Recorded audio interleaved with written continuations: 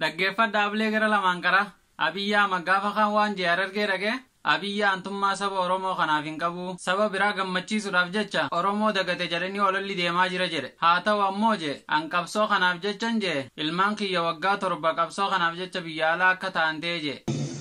olola guddaatu jira ODP osoo hin taane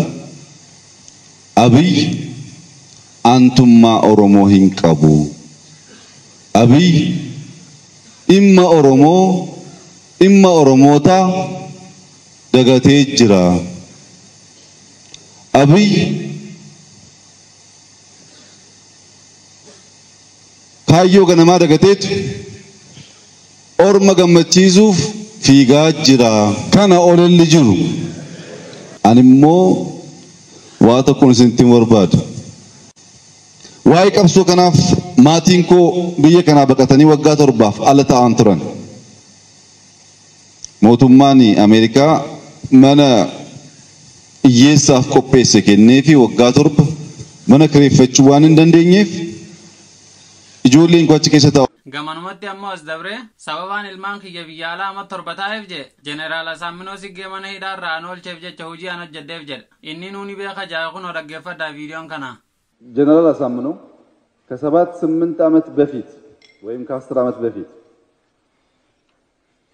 እስር ቤት እንዳይገባ እኔ ደህንነት ሹም ሆኜ እሱን ከእስር ለማዳን